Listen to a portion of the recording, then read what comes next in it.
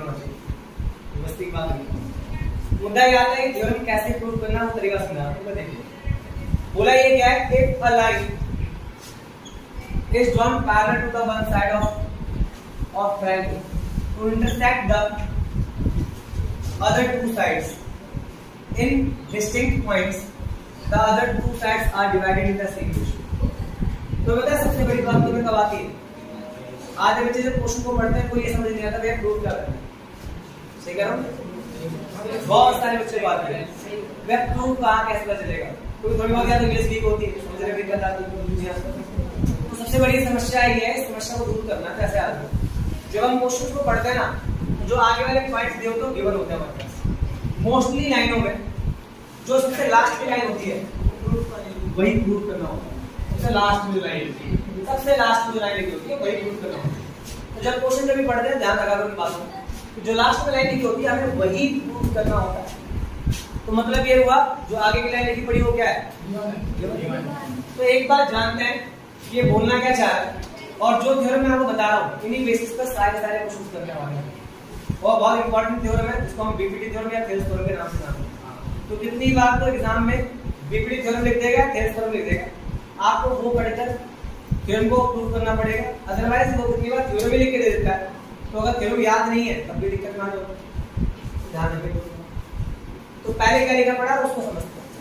A line is drawn parallel to one side of triangle, one side of triangle मतलब किसकी divide कर रहा है, तो हम सिमिलरिटी पढ़ रहे हैं किसके बेसिस पर, ट्रायंगल के बेसिस पर।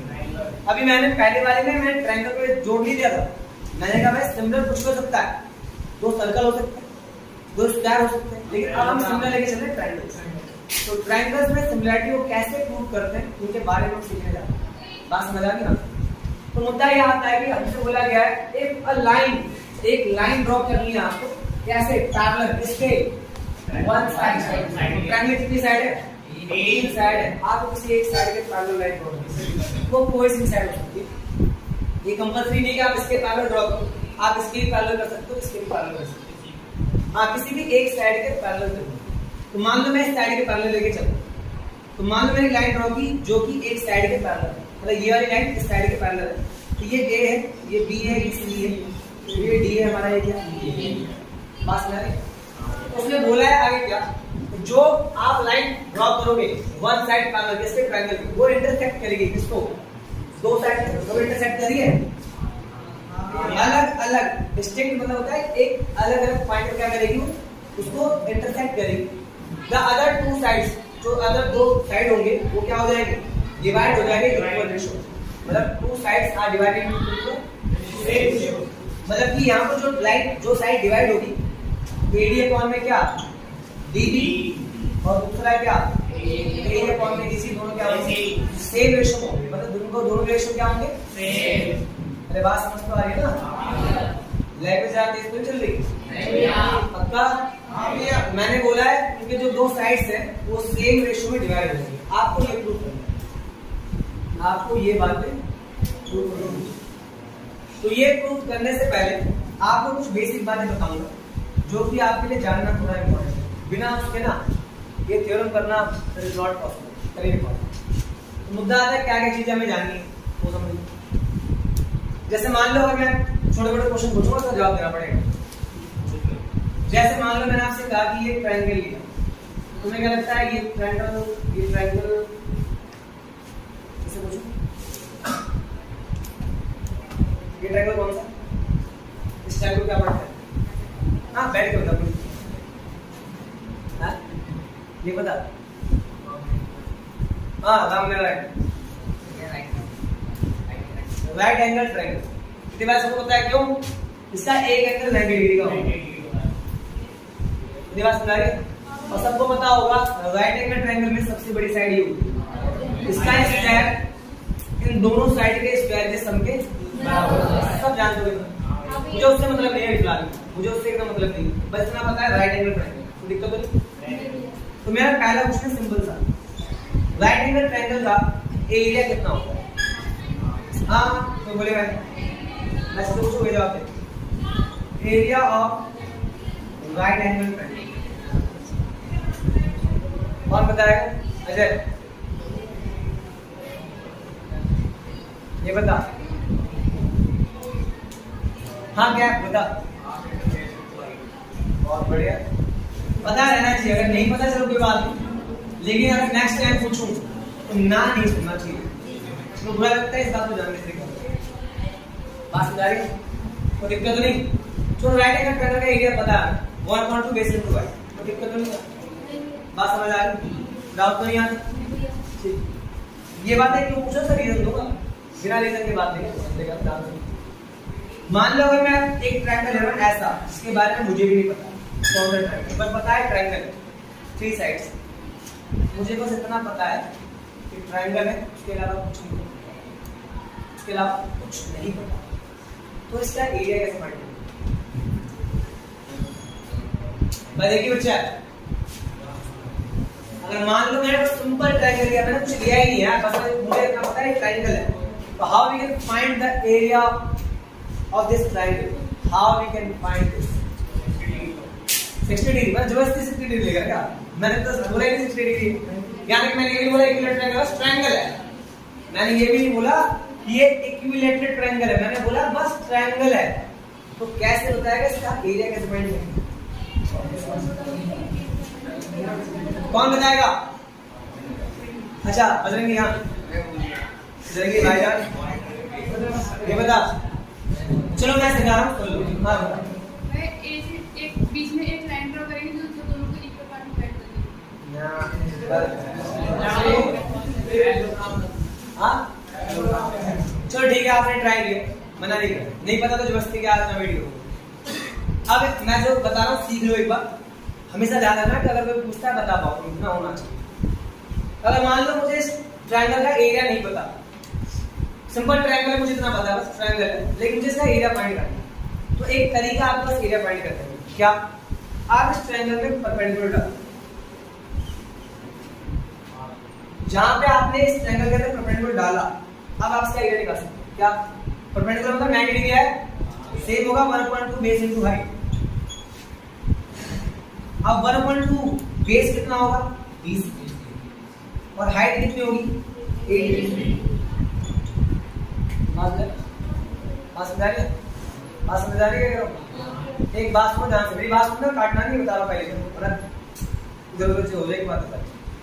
मैंने कहा पता है ये चीजें क्या है हमारे पास? ये area of basic right angle triangle है, लेकिन ये साइड लेने का तरीका। मान लो अगर मैं आपसे कहूं, ध्यान सुनना जरा, इस वाले में क्या है? राइट एंगल ट्रायंगल, ये तो कंफर्म है। तो इसमें अगर मैं 1.2 बेस इनटू हाइट लेता हूं, तो मैं बता सकता हूं बेस कौन सा, हाइट कौन सा। बेस आपका BC है और हाइट आपका AC। बात समझ आ रही है क्या? राइटिंग समझना, बोलने में बता रहा हूं। इतनी बातें क्लियर है? इसमें कंफर्म है, इतनी बातें क्लियर। लेकिन मान लो अगर मैंने आपसे कहा मेरे पास कोई ट्रायंगल है लाइक दिस, ये ABC, अगर मैं आपसे ये कहता हूं कि मुझे ये वाली साइड चाहिए AC, जब बात पे गौर फरमाना क्या कह रहा हूं। मान लो मुझे AC चाहिए, मुझे AC लेने का मन है, मुझे AC ही लेना है, तो इसका एक तरीका है लेने का, मतलब ट्रायंगल में किसी भी साइड को सेलेक्ट करने का तरीका समझा रहा हूं। मान लो आपसे कुछ कोई भी पूछ ले, एनीबॉडी कैन आस्क क्वेश्चन कि भाई आपको ये ट्रायंगल लेके दिखाना है, AC कैसे लोगे? इसमें बड़ी कोई बात नहीं है। आप एक काम करो, इसी ट्रायंगल मतलब इस साइड पे ही परपेंडिकुलर, क्यों? अब ये बन गया, ऐसे परपेंडिकुलर डालते ही एरिया निकाल सकता हूं इसका। एरिया कितना बन जाएगा? एरिया ऑफ ट्रायंगल ABC आ जाएगा 1.2 बेस इनटू हाइट। तो देखो ध्यान से, 1.2 बेस कितना है? AC, और हाइट कितनी आ गई? तो देखो तीनों साइड मैंने एक ही साइड सेलेक्ट की है, नजर आ रहा नहीं? मैंने यही साइड ली है, मतलब मेरा जो मन करेगा मैं वो साइड सेलेक्ट कर सकता हूं with the help of perpendicular, मतलब किसी पे भी परपेंडिकुलर डाल के मैं ऐसा काम कर सकता हूं। मतलब हमारे पास एक कंसेप्ट अच्छा खासा आता है कि अगर किसी भी ट्रायंगल की कोई भी साइड लेनी है आपको, आप उस परपेंडिकुलर डालिए, और जो साइड लेनी है, मान लो अभी मैंने बोला ये साइड चाहिए, मैं बोलता हूं BC चाहिए, BC पे डाल परपेंडिकुलर। अब ये नहीं कि ट्रायंगल में एक ही परपेंडिकुलर डाल सकते हो, दैट्स नॉट है, वो आपको परपेंडिकुलर 3 डलेंगे, 4 तो होगी नहीं। पास में डालेगा क्या? मैं इस पे डालूंगा तो सेम आएगा क्या? 1.2 बेस कितना है? BC, इसको मान लो है तो आ गया BC। अरे हाँ समझ आया नहीं? तो साइड लेने के तरीके आपके पास खुल के हैं, आप जैसा चाहो वैसे साइड तरीके से। किसी भी ट्रायंगल के साइड का सिलेक्शन करना आपके हाथ में। तो मुद्दा यार भैया इतनी फालतू बकवासें क्यों की जा रही है भाई? रीजन तो बिना रीजन के खुद को मैं दूंगा। तो उसका कुछ चीजें अप्लाई करने वाला हूँ, इसलिए मैं आपको बता रहा हूँ क्योंकि इस चीजें मोस्टली बच्चों को नहीं पता होगा जो मैंने बताया। देखिए कुछ बात और भी मैं पूछना पसंद करूँ, तुम बताओगे मुझे तो जान। अब क्या करूँ, मैं व्यूअर्स को कुछ बोल नहीं सकता, तो तुम सुन लो पहले ध्यान से बात।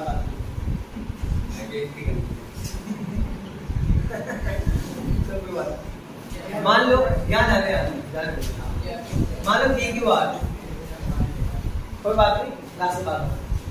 मान लो ट्रायंगल पी क्यू आर, मान लो मुझे क्यू आर लेना है, साइड क्यू आर लेना है, तो कैसे लूंगा क्यू आर साइड?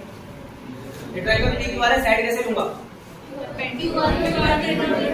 सिंपल है, पी से परपेंडिकुलर डाल दूंगा क्यू आर, तो दिक्कत है यहाँ बात समझा? अरे हाँ कुछ दिक्कत तो नहीं आती किसी चीज? देख ले अब मेरे इस बात का जवाब अब देना। मान लो मैंने एक ट्रायंगल और ले लिया, ऐसे ले लिया, अब मुझे आर एस चाहिए, साइड मुझे आर एस लेना है। अब क्या करें?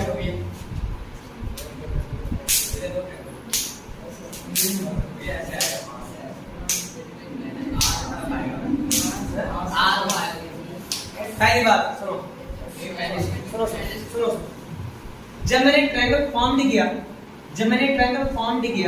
तो जो ट्रायंगल फॉर्मेशन किया, क्या ये इस परपेंडिकुलर से अटैच नहीं है?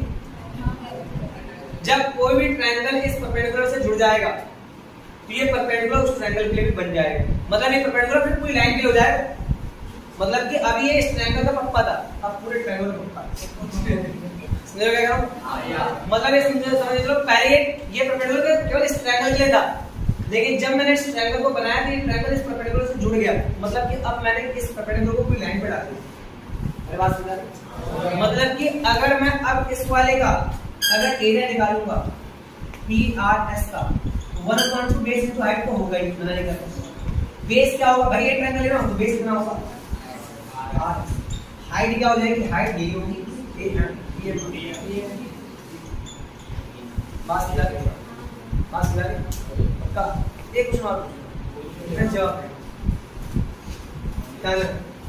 मान लो मैंने एक ट्रायंगल यहां से लिया, ये मान लेते हैं आर का है, मान लेते हैं एस बी है, ये मान ली कोई बात नहीं, ये भी।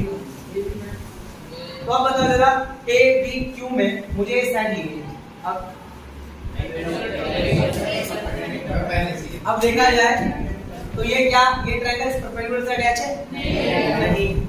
मतलब ये परपेंडिकुलर पर यहां से लेकर यहां तक कंसीडर होगा, इसके एरिया में नहीं आएगा। तो ये अपने एरिया के लिए अलग से बोलेगा आओ भाई साहब परपेंडिकुलर बनाओ। मतलब ये हुआ कि अगर आपको परपेंडिकुलर लेना है तो क्राइटेरिया ही रहेगा। अब मुद्दा इस बात का है, इसी को लेकर मैं कुछ बातें प्रूव करने वाला हूं, तुम वो देख लेना। अब ध्यान से नोटिस करो, मुझे क्या क्या साइड चाहिए? एडी चाहिए और क्या चाहिए? बीडी। अब मुझे साइड सिलेक्शन करना है, एडी चाहिए। एडी कहां आ रहा है? कौन सा ट्रायंगल में आ रहा है? एडी। मुझे ये साइड चाहिए, कैसे लूंगा? अरे मुझे हाँ बात नहीं करें। अब मुझे और क्या चाहिए? डीबी चाहिए, लो अटैच बन गया परपेंडिकुलर उसी पे। चेक कर लो, नीचे ट्रायंगल तो नहीं था। अब देख लो, अगर मैंने इसको ज्वाइंट कर दिया तो ये तो ट्रायंगल बन गया, और ट्रायंगल के परपेंडिकुलर तो इसी के लिए भी होगा। अरे भाई यही परपेंडिकुलर इस ट्रायंगल के लिए भी होगा, ये बताया तो मैंने वहां पर। अरे हाँ है ना? अब अगले में क्या चाहिए? अब ये साइड चाहिए, लो। अब मुझे ये साइड चाहिए, लो। बात समझ आया क्यों एनसीईआरटी परपेंडिकुलर लेते हैं? साइड सिलेक्शन, वो ट्रायंगल की साइड सिलेक्शन। तो साइड सिलेक्शन करने का तरीका यही होता है। ट्रायंगल तो हमें पता ही नहीं, हमें बस इतना पता है साइड लेनी, साइड लेने का तरीका पता नहीं। बात समझ आई है? This is the way to take the sides in triangles. ये तरीका होता है साइड लेने का। बात समझ आई? तो ये सब चीजें भूलने वाली नहीं, याद रखो, याद रहेंगी आपके लिए बेटर है। समझ आ रही है?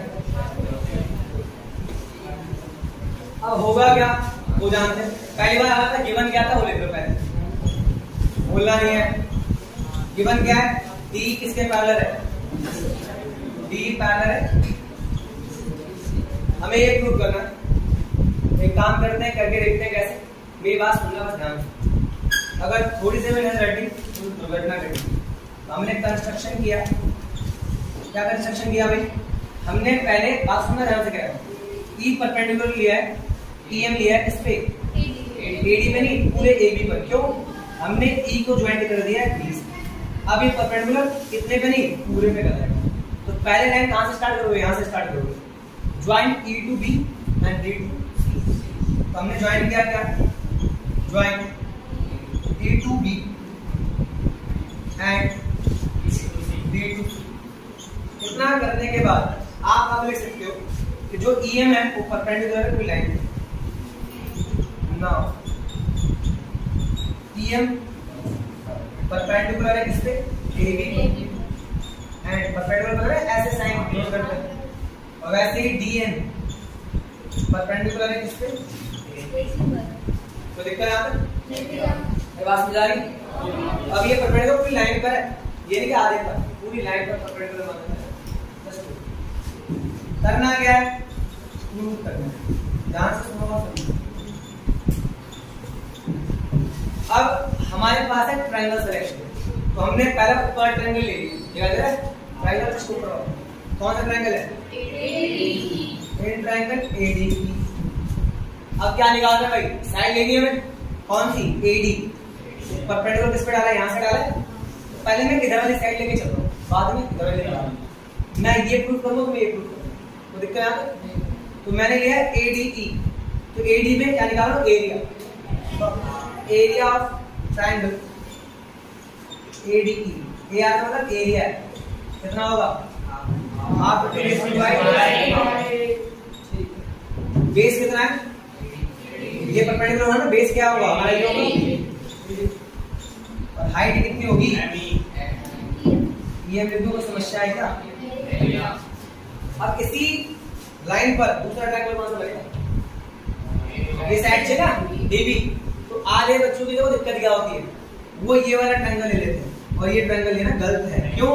क्या ये ट्रायंगल इस वाले परपेंडिकुलर से अटैच है? नहीं है यार, तो गलत हो जाएगा। तो हमें कौन सा लेना है? ये वाला। ये वाला लेना। समझे बात क्या कह रहा हूं मैं? ये वाला ट्रायंगल। क्यों? ये वाला परपेंडिकुलर से अटैच है, तभी तो हम परपेंडिकुलर मान सकते हैं ना। इस ट्रायंगल परपेंडिकुलर क्या होगा? यही होगा। तब मानेंगे जब वो उस पे अटैच होगा। तो कौन सा ट्रायंगल हुआ? डीबी। एरिया किसका? Triangle dB. बात समझ आ गया? तो डीबीई में सेम होगा क्या? 1/बेस इनटू। तो एरिया किसका? ट्रायंगल डीबी सी का 1/2 बेस क्या है हमारे पास? डीबी। और हाइट क्या होगी? सेम होगी, ईएम। तो दिक्कत बताना। अरे बताओ भाई, बात समझ आई? हमें क्या निकालना है? रेशो। अरे रेशो जो हमने क्या किया, मान लेते हैं हमारे पास ये इक्वेशन फर्स्ट है, इसको मान लिया हमने। दिक्कत तो नहीं यहाँ तक? फ्रॉम इक्वेशन फर्स्ट एंड क्या निकालना हमें? Ratio. Area of triangle ADE triangle dB क्या होगा? 1/2 एडी इंटू में ईएम और 1/2 डीबी इंटू ईएम से ईएम क्या? हाफ से हाफ गया। एडी अपॉन में जब हमने इतना कर दिया था भाई, एडी अपॉन डीबी आ गया नहीं आ गया? आ गया। हमें ऐसे निकालना क्या? करके दिखाओगे?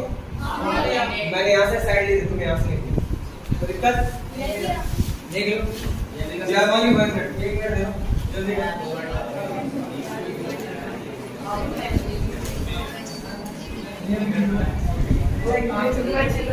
नहीं